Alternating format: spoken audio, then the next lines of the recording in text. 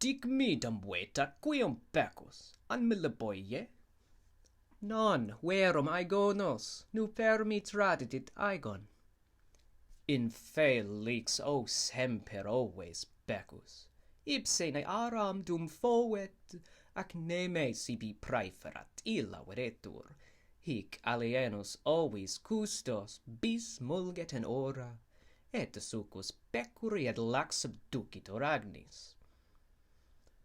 Parcius ista viris tamen opiciende memento, novimus et qui te trans versa tu entibus hircis et quo, sed faciles nympae riseres acello.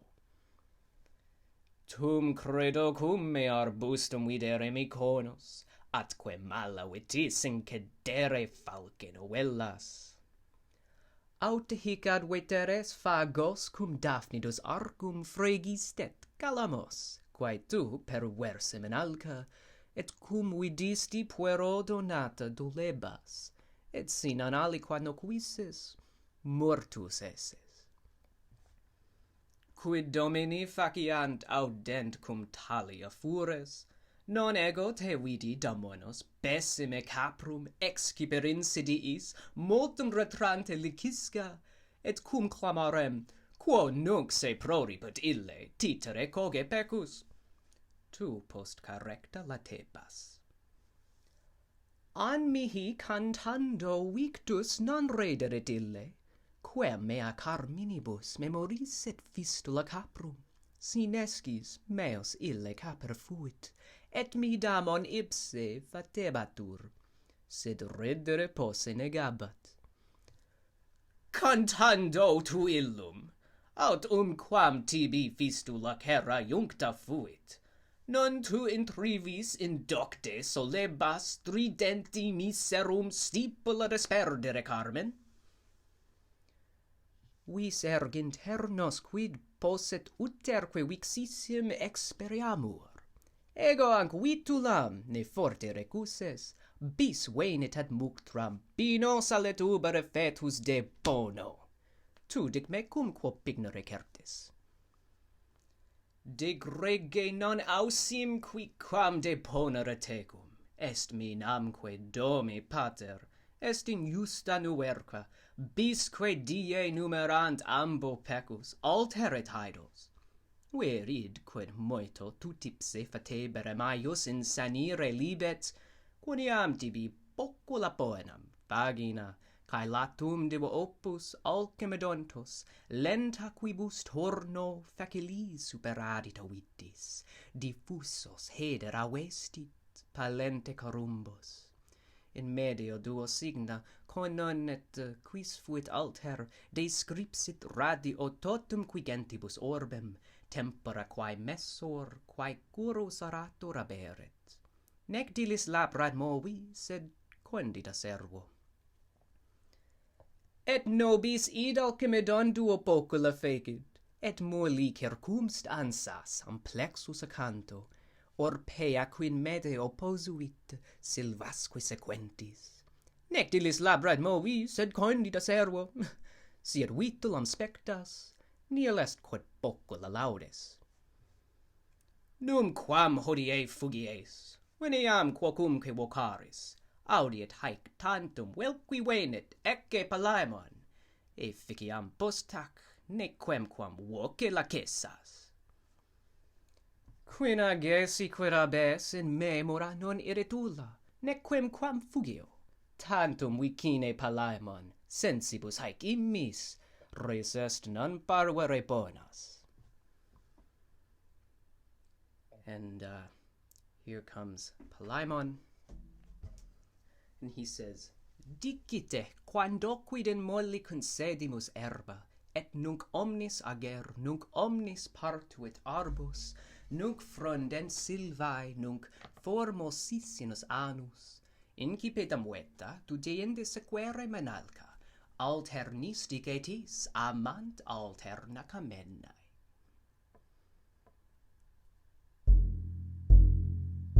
And so Damoetas begins. Ab Ioe principium musae, Iois omnia plena, ille collit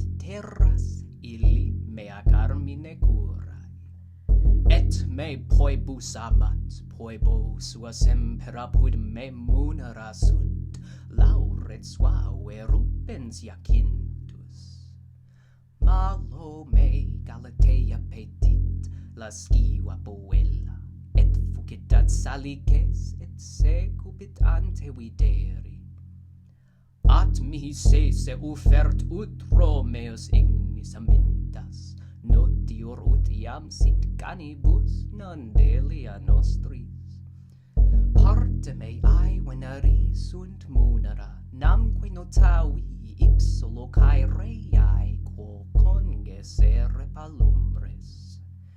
Quod potui puero silvextrex arbora lecta, aurea mala decem missi cras altera mitam.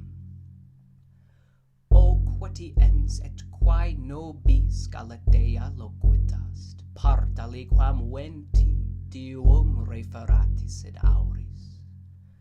Quid prodest quod me ipsa animo non spernus aminta, si dum tut sectaris apros ego retia servo. Pillida mita mihi, meus est natalis iola, cum faciam vitula pro fugibus ipse venito.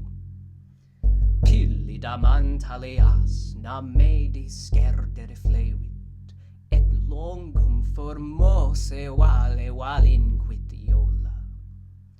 Triste lupus tabulis, maturis frugibus imres, arboribus venti nobis amarellitas irae. Dulce satis humor, de pulsus arbutus haedis, lentas alix feto pecori mihi solus amintas. Polio amat nostram quam vis est rustica musam, bierides vitulam lectori pascite vestro. Polio et ipse facit noa carmina, pascite taurum iam cornu petat et pedibus, qui sparget arenam. Qui te polio amat, veneat, quote quoque gaudet, mella fluant illi, ferat et rubus asperam omum. Qui bavium non odit, amet tua carmina mevi, at quidem iungat vulpes et mulgeat hircos. Qui legitis flores et umi nascantia fraga, frigidus o pueri fugit dinc, latet anguis in herba. Parcito ves nimi procedere, non bene ripae creditur, ipsaries et iam nunc velera sicat. Titere pascentis a flumine rei capellas, ipsubi tempus erit omnis in fonte lavabo. Cogito ves pueri, si lac praeceperit aestus, ut nu per frustra presapimus ubera palmis.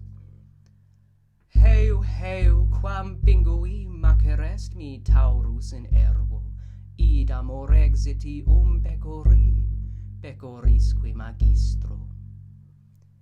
Iscerte, nequamor causas, vix ossibus haerent, nescio quis teneros oculus mi fascinat agnos. Diquibus in terris et eris mi magnus Apollo, tris pateat caelis patium non amplius ulnas. Diquibus in terris inscripti nomina regnum nascantur flores et billida solus habeto. Palaemon. Non nostrin tervos tantas componere lites, et vitula tu dignus, et hic et quisquis amores, aut metu et dulcis, aut experietur amaros.